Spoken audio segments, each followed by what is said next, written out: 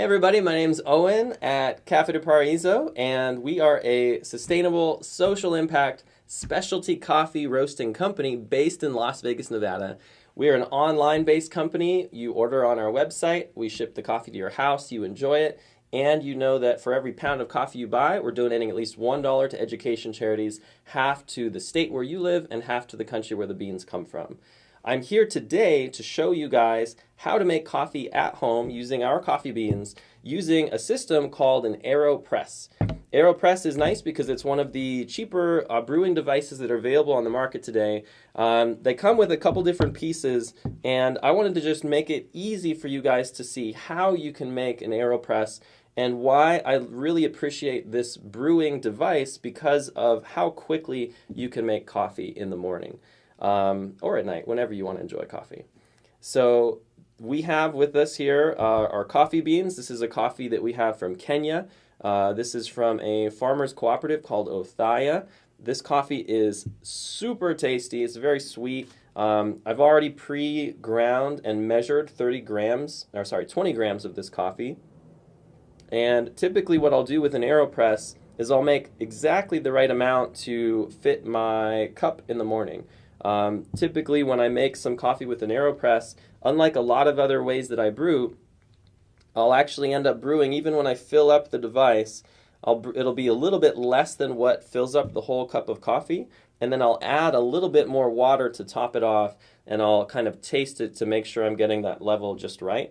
But everyone has their own different way of making AeroPress, but it is probably the fastest brewing method out there. And I think that's because it has a mixture of immersion, which is sort of like French press, where the beans are actually floating inside the water. So they're soaking, they're immersed in that water, but then you also have a pressing action which forces the water through those beans. So I think the combination of those two things makes this a very fast, very simple, very effective way to make a great cup of coffee. So I'm going to show you guys the tools that come with the AeroPress. There's this, which is really just the plunger and the press. What happens is when you have the coffee in here, you'll press this through, and at the very end, that's really what is pushing that coffee into your mug. But that's the very last step that we'll do. So those are the two pieces. This plunger on the bottom has a filter. That's where the paper filter or a metal mesh filter, which they now sell, you can put that here. That attaches on the bottom, and so when you're pressing, that's what separates the coffee grinds in the chamber from the water that's coming out. This is just a funnel. This helps you put your grinds into the actual chamber. It's also something you could use if you want to help put your water inside the chamber too.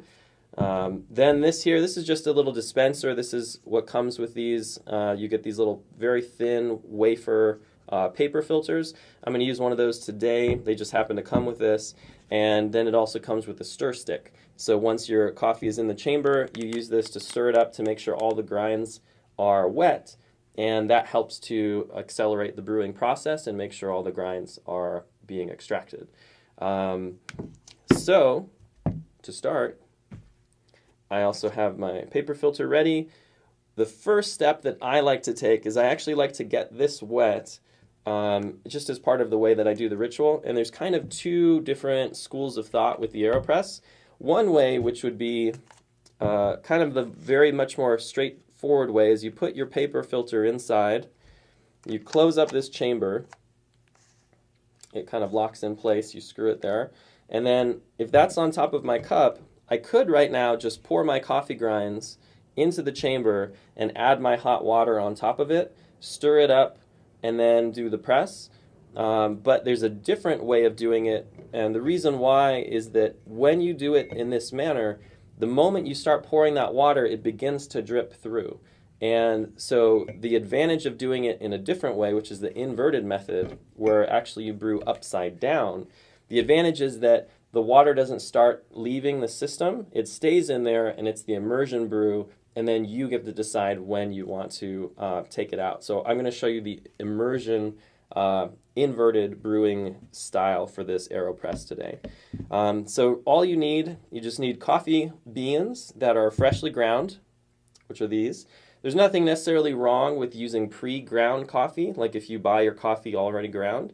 It's just that you get the most fresh flavor from freshly ground coffee beans, and the coffee is less oxidized. So as long as you get fresh roasted coffee, something that's roasted in the last 3 weeks or less, ideally 1 week or so, then those coffee beans are going to have a lot more of the amazing flavor that it was meant to have when you're brewing, and is going to result in a more flavorful cup of coffee.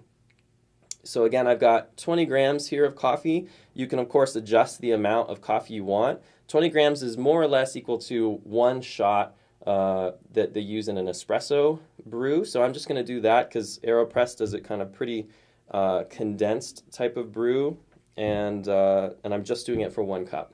So we'll use these 20 grams.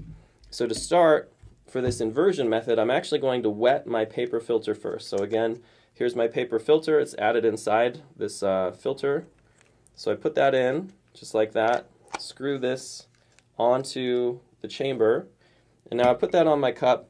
I'm going to use hot water. This is already pretty hot, so I'm just going to pour this onto my paper filter, just enough to get it wet. And then what I'm going to do, because the water's sitting in there, you can see it's kind of dripping out a little bit. Just to kind of push that water through, I'm going to push this pump in a little bit, and you can hear the air coming through. That's just kind of removing any water that's still stuck in that chamber, and it's going to prepare for the next step of this system. So I'm going to move this upside down.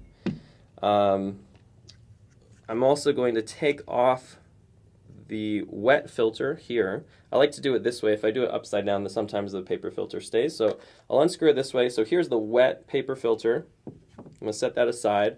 And now I have my chamber, so I'm going to take it upside down.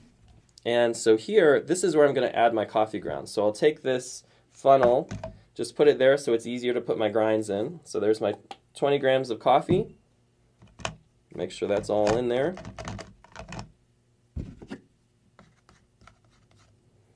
All right, so I've got my coffee grounds inside. Now I'm simply going to add my hot water. I'm going to reboil this water. It's always good to use water that's consistently at the same temperature. Ideally, you'd want it to be around 200 degrees Fahrenheit. I'm using an electric kettle to speed up that process. It's a little bit more efficient use of energy. So once the water boils, then I'm going to wait until the water is still on the top, and it's just a way to sort of add consistency. Anytime you're making coffee, any little thing you can do to measure or quantify either the amount of water you're using, the amount of coffee, the type of grind you're using, all of those things will have an effect on the end cup. So it's good to have those things measured, have them controlled, so that when you're at home and you're trying out different coffees, or you have this coffee you love, you can now tweak any of those different elements and get closer to a more perfect coffee for you and your preference. So we're about to finish boiling here. I also brought with me a timer. Timer's, I think, very important element because you want to also try to be consistent with the amount of time that you're exposing the beans to the hot water. I also brought a spoon so I can taste the coffee before I actually drink it. I'm going to pour out that excess water that had gone in when I was wetting the filter. So now I've got this hot coffee. It's finished boiling. So I'm just going to pour this coffee on top of here. Now, I don't need to put this on a cup. It's just in this chamber with the plunger upside down. So I'm going to pour this in, and when I do, I'm going to start my timer. So I'm going to pour in initially a little bit there. I'm also going to take the stir stick. You could use chopsticks, or any device works. I'm going to stir this up to get all the grinds exposed to the hot water. And to be sort of efficient, I'm also going to clean this with the hot water as I add it. For extra style points and for control, I could also have this on a scale and be weighing the amount of water that I'm adding to this system as I pour. So my goal here is I'm just going to try to maximize the amount of water in this system, but without letting the coffee come past the very top edge here. It's very important because we're going to add this wet filter on top. I want to make sure that the coffee is below the top level of this chamber. So I'm basically just going to pour this all the way up there. Our time is exactly here at 1 minute, which is pretty good. Usually this brew time, you might only need about 1 minute to 2 minutes. So I'm going to wait until about 1:15 here, and I'm going to put this filter back on the top. All right, so we're at 1:22 here. That's probably perfect for this. I'm going to flip this over. Now, one thing that happens, you should be careful if you have really freshly ground beans or freshly roasted beans, there's going to be a lot of gas inside these. So when you flip, one thing I've noticed is the coffee gets agitated and a lot of gas comes out, and sometimes this top chamber explodes off the top. So I just made sure I held it when I flipped it over. But so right now all I'm going to do, we're at 1:50, I'm just going to push this down, and just sort of a steady pressure is all I need. We're right at 2 minutes now. I'm just pressing this plunger, and it's pushing and forcing the air and the water to go through that small paper filter. So I should just have pure coffee dripping into the cup. And I know I'm at the end when I can hear now the air being pushed through that filter. So it's only about maybe 15 pounds of force to press that down. It's pretty easy. So now that I've done that, my coffee cup is only filled about halfway right now. So this filter I'm going to set aside. And actually, these are super easy to clean. That's another thing that's great about the AeroPress. To finish and throw this away, or to put it in your recycling bin or your compost, all you do is screw off this top, and this paper filter is here. If you take off that paper filter, which you could, recycle, all I have left is this puck here of coffee, and then I can just press this into the trash can. I'm going to or into your recycle or compost bin. I'm going to do this. All you do here is you press, and then the coffee comes straight out. It's very convenient. And then I could wipe that with my finger, just rinse it a little bit, and your coffee brewing system is ready for tomorrow. So now we have my cup of coffee. This is a very condensed brew. So what I'm going to do is definitely add more water there. I'm going to do a little taste test with my spoon just so I can sense what the brew is. And after doing this a while, you basically, you know exactly how much more to fill. Essentially, you just fill your cup up to whatever your preference is. But the flavor of the coffee will change as you add a little bit more water, dilute it a little bit more.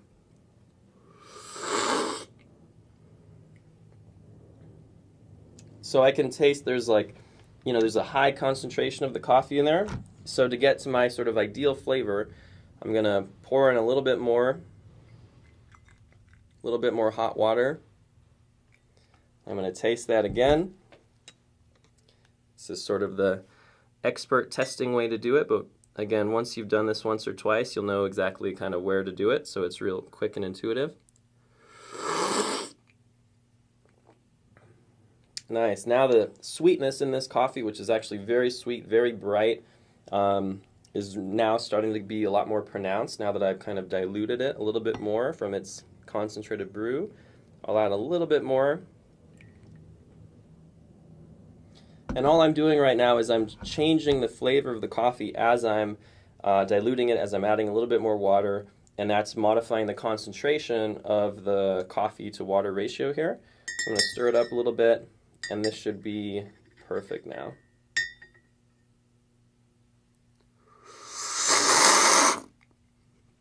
And by the way, when people do coffee taste testing, they do like a very loud slurp. Partly it's because the coffee is very hot, but also what it does is, aside from cooling off the coffee, it vaporizes it and spreads it around my mouth so I can taste it all over my tongue and get a good sense of it without having to drink a lot of the coffee while it's still really hot.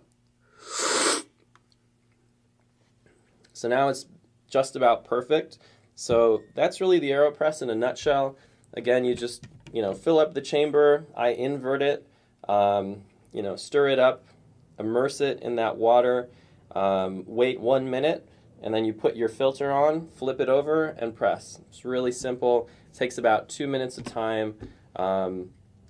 And you can use and try this coffee with an AeroPress. These devices are only about $20 to $30 online or at your local convenience store or supermarket. And our coffees, this is that Kenya here. This is our biodegradable bag. This Kenya bean is really extraordinary. I recommend you guys try it. We ship anywhere in the United States. And again, for every pound of coffee that you buy, we donate $1 to education charities, half to your local state and half to the country where those beans come from. So I'd love for you guys to try this coffee. I'd love for you guys to help be the change with me through our new sustainable coffee company, Cafe de Paraiso. Just go to our website, click on Our Coffee, and you can see all of our coffees there available for individual purchase or also on subscription plans. So please join us, please check us out, and try our coffee and be the change.